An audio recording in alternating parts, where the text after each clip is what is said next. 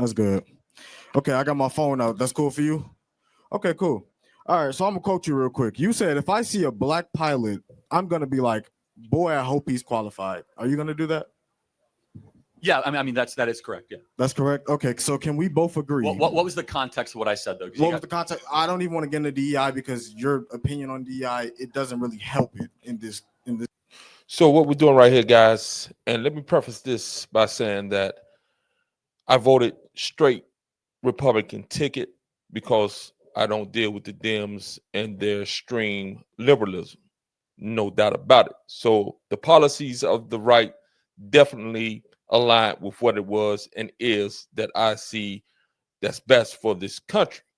And I've agreed with Charlie Kirk on a few things, but what I've found in many of his things, he presents himself as just bringing forth facts, but he's either a closet racist or he's highly racially biased and a hypocrite when he wants to point out certain facts.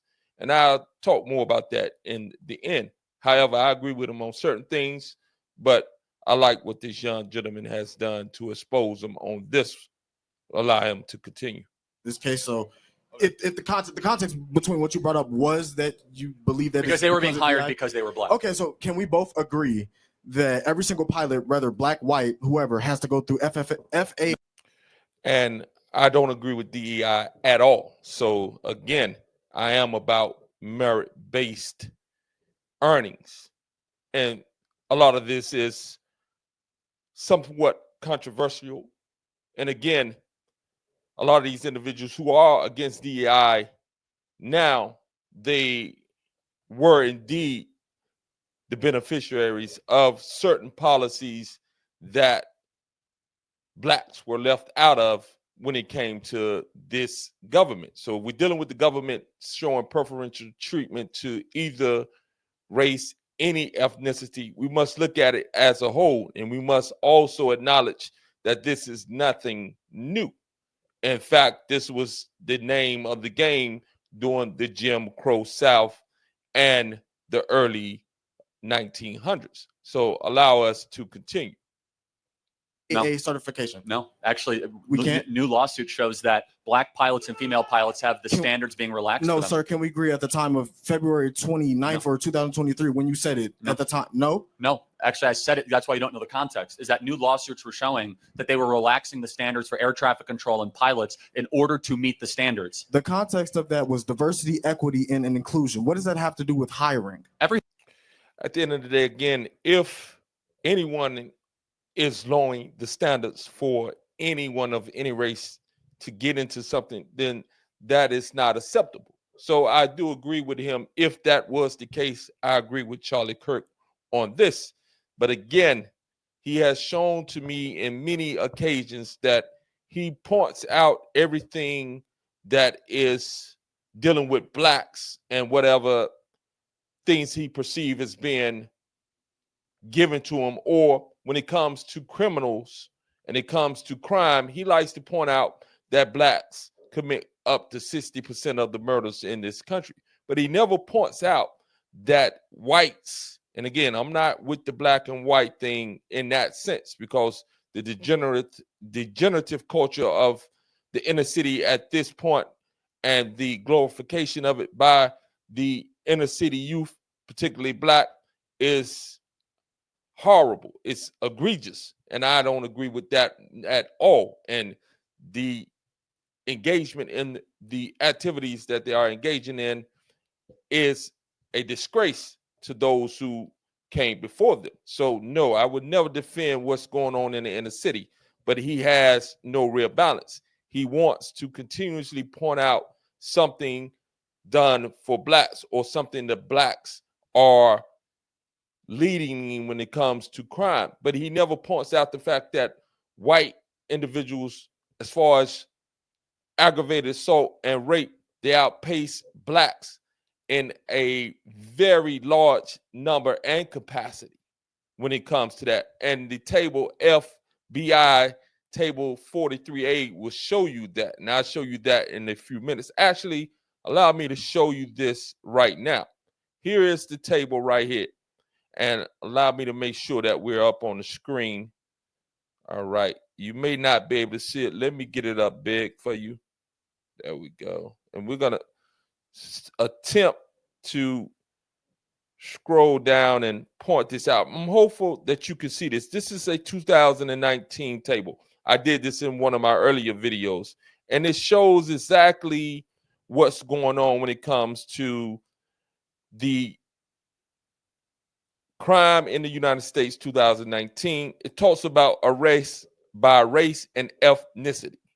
And we're talking about it's a reporting from 10,831 agencies, a population of 229,735,355 as far as what this is estimating. And it comes down, and we're dealing with raw numbers, and also we're dealing with statistics. But let's go right into the murder and non-negligent manslaughter. The whites, in that year, they committed 3,650 or were arrested for it. And the blacks, they committed 4,078. So they outpaced the whites. In rape, the whites had 11,568 arrests. Blacks had 4,427. So when we're talking about crime, let's talk about all crime, and all crime is egregious. And I make no type of effort to defend blacks leading in murder. But if you were going to keep it 100, and if you're going to keep it in a way that you're not being racially biased and or a racist, then let's count out all the number. When we're dealing with robberies, blacks outpace the whites 29,877 to 25,143. But let's go down to aggravated assaults. Whites 169,467 arrests, blacks 91,164 arrests. So when we're looking at the raw numbers in many categories, whites are outpacing blacks by over 50, 60,000, and in the case of rape, by doubling that arrest amount for blacks. So there's crime being committed, egregious crime being committed by both of these groups. And these individuals like Charlie Kirk, they seem to only want to point out what it is that blacks are doing, what it is that blacks are benefiting from. And this cannot be the case. We have to be balanced. We need to talk about both blacks, whites, Hispanics, Asians, whoever is doing anything. We need to get the real numbers and then pull them out and be objective. He has an agenda, and this is why I disagree with him on some things. Now let's get back to what it is that they were talking about. Let's pull them up. Let's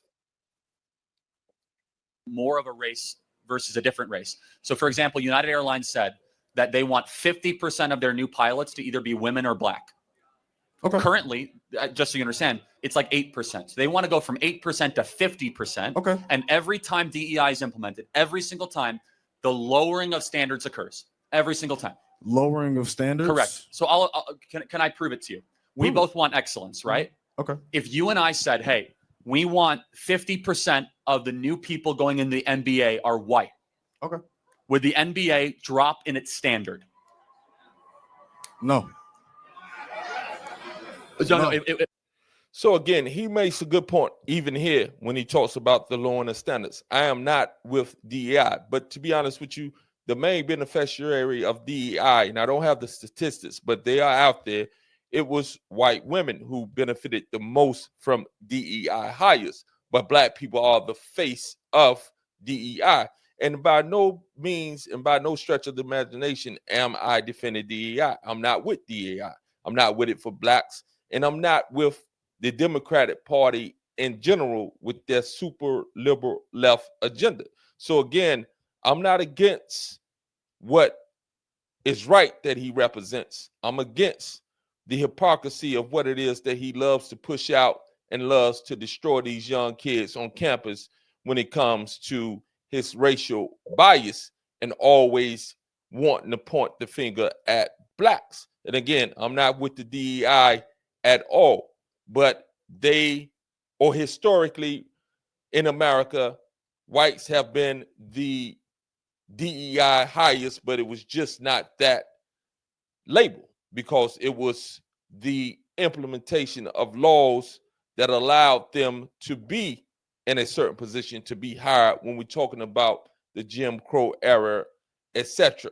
So again, we must look at the totality of the situation and come to an agreement that if we're going to point things out, let's point them out based off the merits of everything, not just pointing out blacks. And a lot of the conservatives have this issue, even black conservatives like Officer Tatum, Candace Owens to a degree, and the twins, I forget the Hodge twins, they are making a living by everything that they're posting is about blacks, about black this, black that. And again, black people that are engaged in this foolishness are egregious in their behavior, and it needs to be pointed out. But I don't see any balance when it comes to pointing out the other things that are going on, as I have showed you the numbers say, especially when it comes to rape and aggravated assault. Allow us to continue. The National Basketball League. No, if we said 50%, if we say if 50% of the NBA dropped and it was only white. No, I said would the standard go down? I'm not hearing what I'm saying. If 50% of all new people going in the NBA were white, by decree, would the quality of play of the NBA decrease? Would the quality of play in the NBA decrease? Yeah. No, if they're the same standard of basketball play. Hold on, let's talk realistic. Well, what are you saying realistically? You're asking me if 75% of the NBA is black. 75%. So does that mean white players are less better, or does that mean whites are not as good at basketball as blacks? Okay. I mean, so again, he's not absolutely right or wrong on this, because there are some white NBA players, especially at this point in time, Nikola Jokic, Luka Doncic. These two individuals are at the top of the league when it comes to their performance. And this is not a black or white thing from my view, but they are white. They might not be white Americans, but they are ethnically considered white, and they are what he is talking about. So yeah, to a degree, you think in that term, but again, white people have raised their standard when it comes to the NBA sports. And these two individuals are in the top 5, if not 1 or 2, as being the best basketball players on the planet. And this is subjective, but Nikola Jokic won almost 3 straight NBA MVPs, and he is a monster, and Luka Doncic is as well. So again, that is subjective. So allow us to continue. Well, everybody, calm down. We got some big exceptions. I mean, we're very proud of Larry Bird. Okay. No, he's good. He's good. We're very proud of Luka and Nikola. However, the point being, and Larry Bird is definitely and was definitely a beast. And I didn't really like Bird at the time because I wanted to see black players do better. But when I look back at his legacy and really take out the emotional and the racial bias that I had at the time, he was a pure animal out there on the court, and he was legit in what it was that he was doing and how he was doing it, and he was a bad man. So allow us to continue. Let's implement DEI in the NBA. Okay. If all of a sudden 50% of all the players have to be white, which means they have to say no to otherwise good black players. There was a time where this happened, right? Well, no, I of course, and the league wasn't as good. That's the point. No, you understand that there was a time where the exclusion of African American players was in the NBA, right? No, for sure. I acknowledge that, and the league got better as blacks were allowed in. Did it get better, or did we just integrate ourselves in? Well, hold on, no, but wait, the players in the league averages around that time weren't worse. We just got better. Hold on. Do you actually think that? Why is it that 75% of the NBA is black? Right now, again, they're focusing in on a lot of the NBA stuff. I'm not a big fan of sports to that degree. I recognize the greatness of these individuals players, but again, blacks are overrepresented in sports, entertainment, comedy, sports, talk shows, etc., and underrepresented in the legitimate places. And I'm not talking about this is because they're being excluded, but we've been given blacks in these positions as being our leaders or the example of what we can be. We do not talk about the blacks who have made amazing contributions when it comes to businesses. I'm talking about now in this day and time, when it comes to corporations, when it comes to owning their own things and delivering things that are necessary for the growth and development of humanity. Those are the blacks that I focus in on. These blacks that are in sports and entertainment, they are great athletes, great entertainers, but they are not, and I have no leader, and I've never had a leader. I don't think anybody has a leader. I have representatives. I think you and I have those who represent us in politics. There is no such thing as a leader of men. You are the leader of yourself or the leader of women. You are the leader of yourself. You have those who are the representatives of you, or you also have those who may be guides for you, who may be mentors for you. And this doesn't mean that you're not grabbing information from all sources and you're not learning from others who have achieved and who are in a better position than you are, but you are ultimately your own leader. And this is the key to understanding and not allowing the hierarchy of things to set into the mindset where individuals start looking to people to lead them in a certain direction. You look for these people when it comes to politicians to be your representatives. You should know enough. You should learn enough. You should study enough to understand what it is they should and should not be doing. And this is where the black community has failed as a whole when it comes to their alliance to the Democratic Party. They are married to a party that has delivered nothing in the terms of returns for the districts that they represent. I'm talking about these congressmen and women, particularly Maxine Waters, and respect to Auntie Maxine, but her district, I'm almost certain, is in a similar place economically that it has been over the 40 years that I think she's been in Congress, and she has got extraordinarily rich up into the millions as far as her net worth, only making 100 and certain amount of thousands a year. And when we come to the new ones, we're talking about Jasmine Crockett, very ghetto in her approach, even though she wasn't raised in the ghetto, even though she went to private school throughout all her early education as well as her college education. But now she has embraced the ghettoism of Jasmine Crockett, the congresswoman, when she is not and was not ever born or raised in that type of environment. And yet, again, she comes in making 100 and something thousand, no more than $200,000, and she is worth over 9 million, if I'm correct. Again, and the district that she represents in Texas, they are impoverished, and her wealth has exceedingly outpaced the amount of money she's being paid. Something's going on. And I'm sure this is the case across both aisles, the Dems and the Republicans.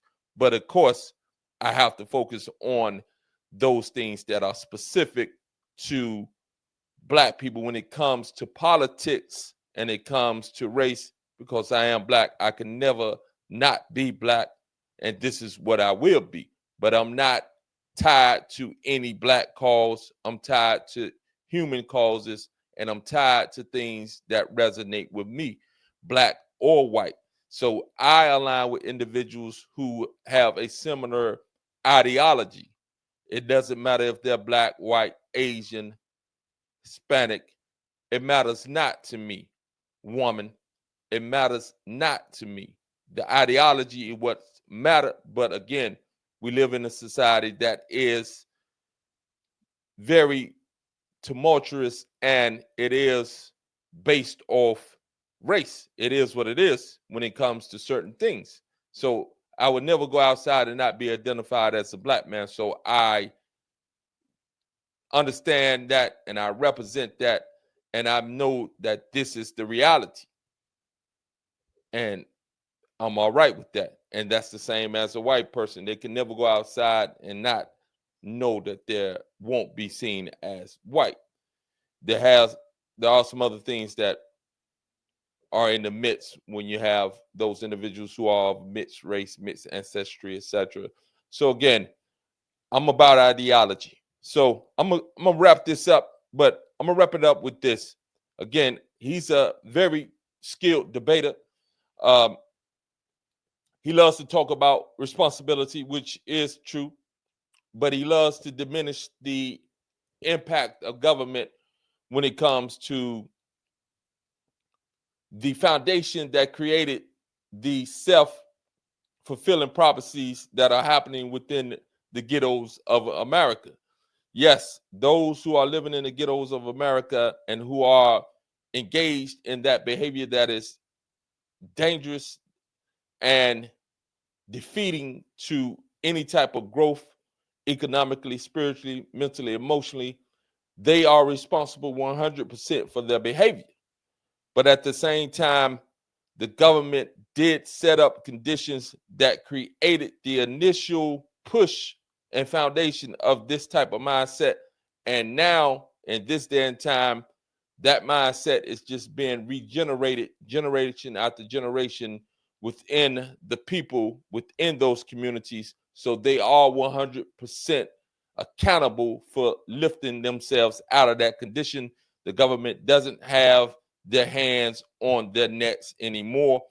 That is not the case. That is not the driving force. The driving force is the acceptance and the embracement of this lower level degenerate behavior that is popularized, glorified, and actually celebrated, that's keeping blacks stuck in their situation, those in the inner city. It's very difficult to outgrow that environment. And again, it has now been self-inflicted without very little government involvement in that. But Charlie Kirk and these individuals on the right, they would blame China for sending in the fentanyl and allowing it to be on the streets or giving it access to be smuggled in and put on the streets. And many individuals are dying. They say over 100,000 a year dying from the fentanyl.